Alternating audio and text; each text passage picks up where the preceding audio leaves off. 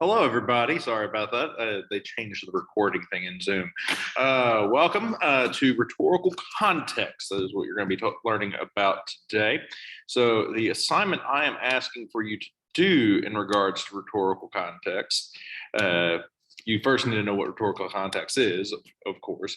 But the assignment that I'm asking for you to do, as I pull it up, because you think of that, would be a little bit more prepared than what I am right now. But it's rhetorical context and you. So let's just share the screen so you can read along. All right, so in at least 300 words, answer the following. What are some of the different rhetorical situations you find yourself in routinely? How do you adjust your tone, persona, etc.? Do you meet the situation's needs? What are some of the things that have gone into shaping how you see the world? What impacts have those factors had, and which of those factors are helpful and which ones get in the way?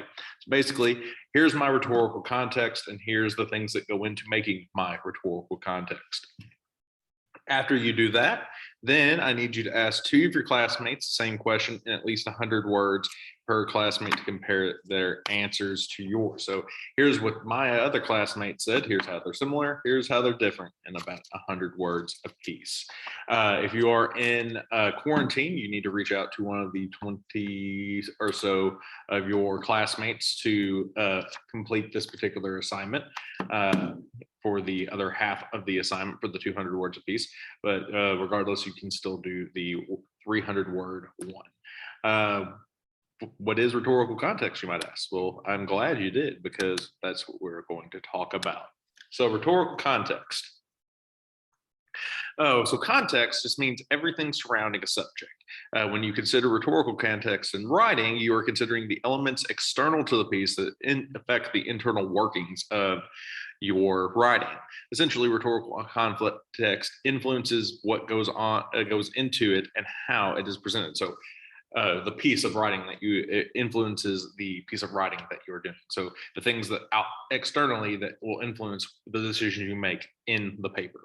So there are different elements of the rhetorical context. You have audience, purpose, genre, style, persona, and frame of reference. Many of these elements overlap, and decisions made for one may influence another. So don't consider each of these completely separate and isolated. So audience, if you don't know who you're writing for, you don't know what to say.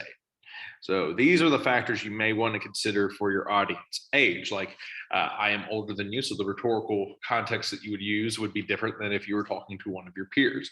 Gender will determine kind of how you might address an audience. Education level, like if I was to be talking to my colleagues about rhetorical context, I would probably talk about different things. I present it in a different way than talking to you right now.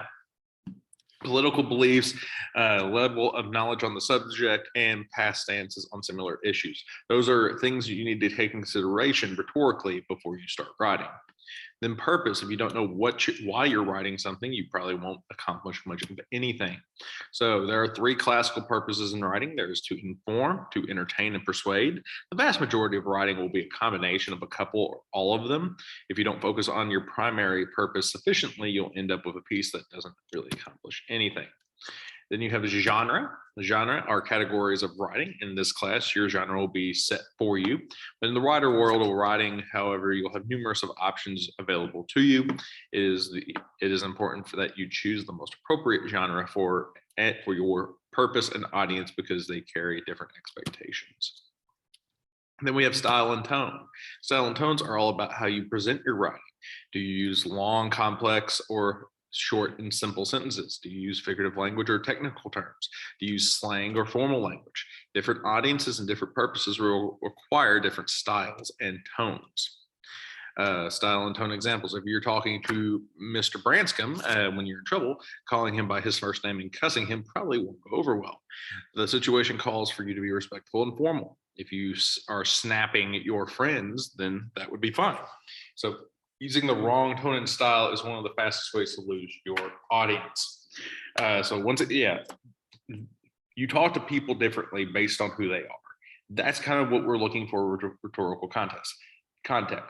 how do you address different audiences differently? How do you have to change kind of the person you're putting forward based on who you're interacting with? Voice or persona. Think of all the things that make you you. Each of those individual things are persona. When writing, you need to choose a persona that will help you appeal to the audience and make them trust and relate to you. Like, here's some examples for me. Or if I was talking to a group of teachers, I would highlight my 10 plus years of teaching experience. If I was talking to a group of farmers, I'd mention my decade spent as an ag research assistant during the summers and working on my uncle's farm in high school. If I was talking to a group of Catholics, I would mention attending Catholic school and being a parishioner of St. Eustatius. So just those are different things that would be personas that I could bring up and kind of point out to help me buy goodwill with an audience. It's important to know what aspects of yourself you should show to the reader in order to get them to find you credible and to show you are like them. This is often done subtly, but it does need to be included for a successful essay. Then frame of reference. Look at this picture. Looks nice, right? But what's happening right outside that frame? We don't know. That frame is shaping our entire perception of what the scene is. For all we know, it could be a war zone out there, or just over on the horizon. A hurricane could be just to the left. A hurricane could be starting to move in. But because of that frame, we think it is a peaceful setting. Frame of reference is very similar to this picture. Everyone has different life experiences. These experiences have a profound impact on how we see the world around us. More importantly, these experiences affect how we view particular topics. Frame of reference is essentially the writer's view on the topic. Another way we call this is positionality. Like, how does your life kind of position the way that you view certain topics? And so understanding your positionality goes a long way in being able to address any topic. This is essentially what the assignment is asking for. It's a combination it's the frame of reference and the personas. Those are kind of the two things that we're looking for with your assignment. As a writer, you need to stop and consider how your frame of reference is affecting your perspective on a topic. Are you able to be fair? Are you skewing things too heavily in one direction or another? Are you considering all the relevant information? Are you focusing on too heavily on certain topics or aspects? Just remember that not everyone will come to a topic from the same place that you do. All right, so that is frame of reference, or that is a rhetorical context. So basically how you approach a topic, how you approach an issue. Your assignment, one more time, is as follows. In at least 300 words, what are some different rhetorical situations that you find yourself in routinely? And how do you adjust your tone, persona, et cetera, to meet those situations' needs? So how do you act differently in one place compared to another place? This could easily be like here at school. It could be at work. It could be at church. It could be even like between different groups of friends. You act one way around Sally differently than you act around Jessica. Like, you are two different people. They are two different people, and you act a different way around them.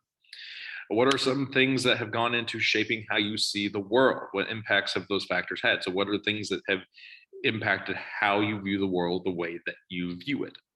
And which of those factors are helpful and which ones get in the way? So which things have helped you become better at this viewing the world, and what's getting in the way? Like, a perfect example. Some of the things that have gone into shaping how I see the world is that I am a teacher. My mother was a teacher, my mother still is a teacher, and both my sisters are teachers. So all those are teachers. All those things have impacted how I view things, like specifically education. Like, I have a very firm way that I think things should be done educational wise. And I'm pretty rigid. I can be open to new ideas, but those have gone majorly into like shaping how I view how teaching should work. So that would be like an example for me. Like, my mother being a teacher and my sister being teachers have shaped the world that I see with education, and it has been, I would say, a positive influence on that. But they can get in a way because I am going to be much more positive towards educational related stuff compared to people who want to like slash the budget for education.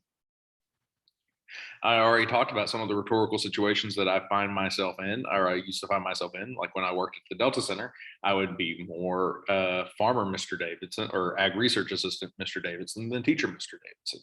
And then when I'm here at school, I am teacher Mr. Davidson. Like I act differently in front of y'all than I do my colleagues. I am a little bit more reserved and not as like bombastic in front of my colleagues, but in front of y'all, I get a little bit more crazy because I'm trying to make education a little bit more engaging.